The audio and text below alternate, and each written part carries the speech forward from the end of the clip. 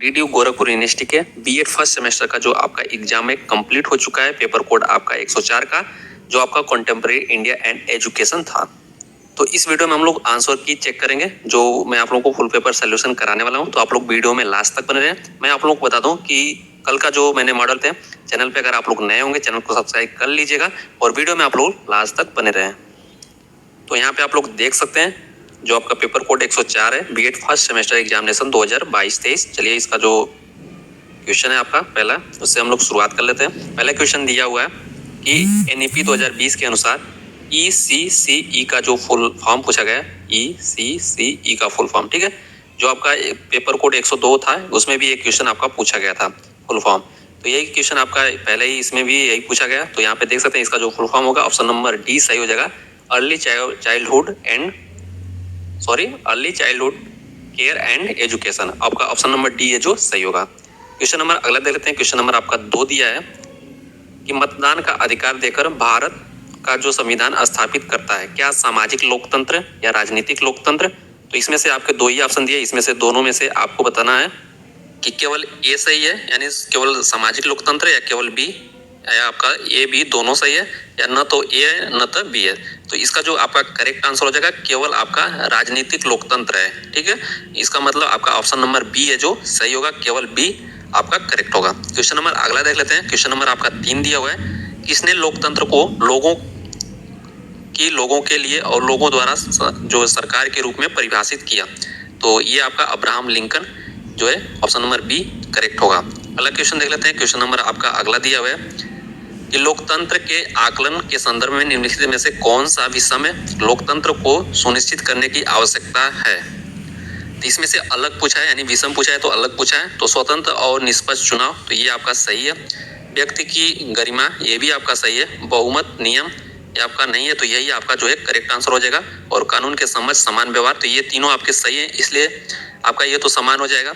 लेकिन अलग पूछा है तो बहुमत जो आपका भी नियम है ये आपका सही हो जाएगा, ऑप्शन नंबर सी चौथा का सही होगा। क्वेश्चन नंबर अगला देखते हैं 5 नंबर कि एक लोकतांत्रात्मक देश की जो विशेषता क्या है। तो एक सरकारी प्रणाली का होना सही है। लोगों के निर्णय में सहभागिता, ये भी सही है। एक संविधान का होना सही है। आपका उपरोक्त सभी जो है करेक्ट हो जाएगा। क्वेश्चन नंबर 6 देख लेते हैं कि महिलाओं के सशक्तिकरण के लिए राष्ट्रीय मिशन जो है शुरू किया गया था, कब किया गया था। 15 अगस्त 2010, 15 अगस्त 2011, 15 अक्टूबर 2010, 15 अक्टूबर 2011। इसका जो करेक्ट आंसर है 15 अगस्त 2011, ऑप्शन नंबर 20 सही होगा। क्वेश्चन नंबर आपका अगला दिया 7 नंबर, निम्नलिखित में से कौन सी योजना बालिकाओं के शिक्षा और उनकी सुरक्षा प्रदान करती है। तो आपका बेटी बचाओ बेटी पढ़ाओ आपका योजना सही हो जाएगा। अगला क्वेश्चन नंबर आपका 8 दिया हुआ है कि महिला साक्षरता के लिए साक्षर मिशन जो है, साक्षर भारत मिशन कब शुरुआत किया गया। तो आपका 2009 में प्रारंभ किया गया, ऑप्शन नंबर बी करेक्ट हो जाएगा। अगला क्वेश्चन नंबर 9 देख लेते हैं।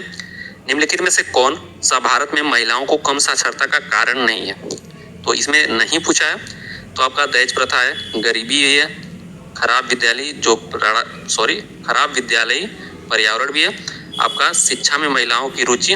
तो इसका जो आपका करेक्ट आंसर हो जाएगा शिक्षा का जो महिलाओं की रुचि, आपका ऑप्शन नंबर डी है जो सही होगा। अगला क्वेश्चन नंबर 10 दिया है कि निम्नलिखित में से कौन महिला शिक्षा उद्देश्य है। तो महिलाओं पर हिंसा और अन्य महत्वपूर्ण मुद्दे को रोकने के लिए महिला के अधिकारों एवं कानून के बारे में जागरूकता उत्पन्न करना, लैंगिक समानता वाले समाज का निर्माण करना, यानी उपरोक्त सभी आपका करेक्ट हो जाएगा, option number D. Question number आपका 11 दिया है कि किस देश का संविधान जो लचीला है। तो ये मैंने सुबह क्वेश्चन कराया था भारत का, ये आपका 11 का जो है ये सही हो जाएगा, ये सुबह कराया था मैंने।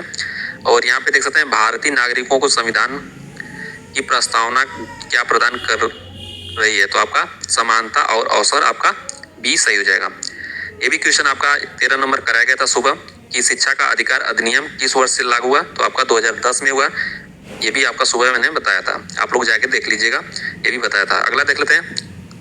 क्वेश्चन नंबर आपका आरटीई तो अधिनियम 2009 के अनुसार बच्चों के माता पिता या अभिभावक को अपने बच्चों को स्कूल में अनिवार्य रूप से किस उम्र में शामिल करना चाहिए। तो 7 साल, 8 साल, 6 साल, 5 साल। तो इसका जो आपका करेक्ट आंसर हो जाएगा आपका 7 साल। अगला क्वेश्चन देख लेते हैं। क्वेश्चन नंबर आपका अगला दिया है 15 नंबर दिया कि भारतीय संविधान के किस भाग में हमें नागरिकता से संबंधित प्रावधान मिलते हैं। तो आपका भाग 2। अगला क्वेश्चन, क्वेश्चन नंबर आपका अगला देखिए, निम्नलिखित में से कौन सा अन्य शर्तों के अधीन भारत की नागरिकता प्राप्त करने का मानदंड नहीं है? तो समीकरण, जन्म, पंजीकरण, ये आपके तीनों है, नहीं पूछा है तो आपकी जातीय पहचान नहीं है। ऑप्शन नंबर डी करेक्ट होगा। क्वेश्चन नंबर आपका 17 दिया, किस देश ने दोहरी नागरिकता की नीति को जो है स्वीकार किया? तो आपका यहाँ पे अमेरिका हो जाएगा। अगला क्वेश्चन, क्वेश्चन नंबर आपका 18 दिया कि नागरिकता समाप्त हो जाती है जब लगातार बाहर रहने के वर्षों की संख्या, यानी कितने वर्ष आप बाहर रहते हैं तो आपकी नागरिकता समाप्त हो जाए? आपका करेक्ट आंसर हो जाएगा 7 वर्ष। अगला क्वेश्चन, क्वेश्चन नंबर 19 दिया कि निम्नलिखित में से कौन देश की एकता बनाए रखने के लिए जिम्मेदार है? तो आपका राष्ट्रीय Ekta Parishad. Option number 1 correct हो जाएगा, ऑप्शन नंबर डी सही हो जाएगा। अगला क्वेश्चन, क्वेश्चन नंबर आपका अगला देख लेते हैं कि सांप्रदायिक सद्भाव के लिए राष्ट्रीय फाउंडेशन की स्थापना कब की गई? तो 1992 में। क्वेश्चन नंबर 22 है, निम्न में से किसने ऑपरेशन ब्लैक बोर्ड परियोजना शुरू की? तो ये भी क्वेश्चन कराया, तो आपको बताया था राष्ट्रीय शिक्षा नीति 1986। क्वेश्चन नंबर आपका अगला है कि राष्ट्रीय शिक्षा नीति 2020 के अनुसार अधिगम होना चाहिए, तो क्या होना चाहिए? आपका प्रयोगात्मक होना चाहिए। ऑप्शन नंबर सी है जो करेक्ट होगा। क्वेश्चन नंबर 24 दिया है कि न्यू एजुकेशन पॉलिसी 2020 किस पर बल देती है? तो किस पर बल देती है? इसका जो करेक्ट आंसर हो जाएगा आपका वैचारिक समझ। ऑप्शन नंबर डी है जो सही होगा। क्वेश्चन नंबर आपका 31 है कि भारतीय विश्वविद्यालय आयोग की जो नियुक्ति किस सन में हुई थी? तो 27 जनवरी 1902 को हुई थी। अगला है कि हम भारत में ऐसी शिक्षा का जो प्रसार देखना चाहते हैं जिसका उद्देश्य यूरोप की विकसित कलाओं, विज्ञान, दर्शन तथा साहित्य अर्थात यूरोपीय ज्ञान का प्रसार हो। तो यह विचार था जो आपका वुड। ऑप्शन नंबर सी है जो करेक्ट हो जाएगा। 33 नंबर दिया है कि मुस्लिम काल में धर्मशास्त्र के छात्र कौन सी उपाधि प्रदान की जाती थी? तो ये भी क्वेश्चन आपका कराया हुआ है, तो ये आपका आलिम सही हो जाएगा। ऑप्शन नंबर बी जो करेक्ट होगा। अगला क्वेश्चन देख लेते हैं, क्वेश्चन नंबर आपका 33 हो गया। 34 देख लेते हैं कि शिक्षा के, क्वेश्चन आपका इधर उधर है तो आप लोग अपने हिसाब से मिला लीजिएगा कि शिक्षा के सार्वभौमिकरण के चरण निम्नलिखित में से कौन सा है? तो इसका जो आपका करेक्ट आंसर हो जाएगा आपका उपयुक्त सही जो है करेक्ट आंसर हो जाएगा।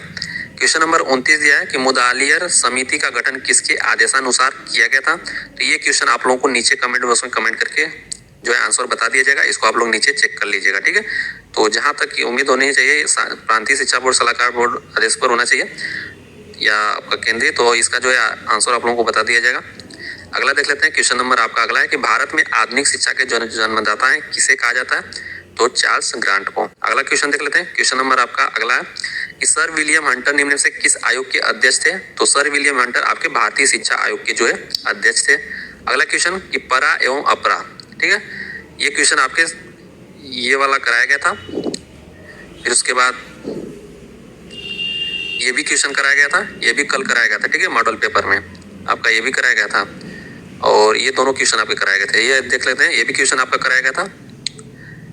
यहाँ पे परा एवं अपरा जो विद्याएं संबंधित है, ये भी क्वेश्चन आपका कराया गया, तो ये आपका किससे? वैदिक शिक्षा से संबंधित है।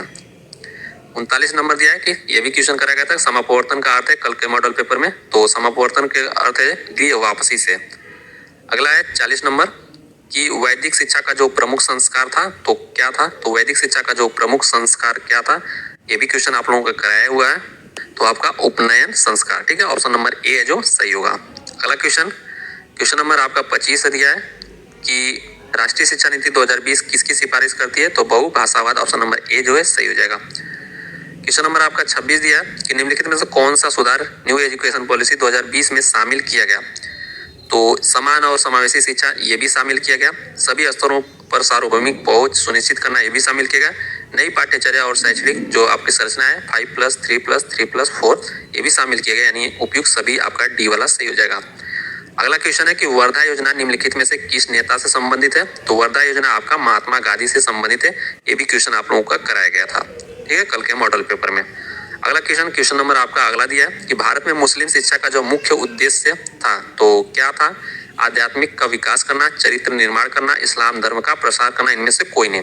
तो इसका जो इस्लाम धर्म का प्रसार करना ऑप्शन नंबर सी है जो सही हो जाएगा। अगला क्वेश्चन है 35 नंबर की बौद्ध काल में बालक शिक्षा समाप्ति के बाद जब मठ त्यागता था तब कौन सा संस्कार होता था? तो ये भी क्वेश्चन कराया गया था और ऊपर वाला भी कराया गया था, देख सकते हैं कि ये सारे क्वेश्चन आपके कराए गए थे, तो ये इसका जो करेक्ट आंसर हो जाएगा उपसंपदा हो जाएगा। ऑप्शन नंबर बी है जो करेक्ट होगा। कि अगला है कि बौद्ध शिक्षा का जो प्रधान उद्देश्य था तो क्या था, जीवन जो आपका निर्वाण प्राप्ति, ऑप्शन नंबर जो है डी है जो सही होगा। अगला क्वेश्चन नंबर समाप्त हो चुका। तो आप लोग क्वेश्चन इधर उधर है, आप लोग देख लीजिएगा, नंबर वाइज मिला लीजिएगा क्वेश्चन, कौन सा क्वेश्चन का कौन सा आंसर सही है। अब इसके बाद जो पेपर कोड आपका 105 है, ठीक है, तो उसमें भी आपके एक है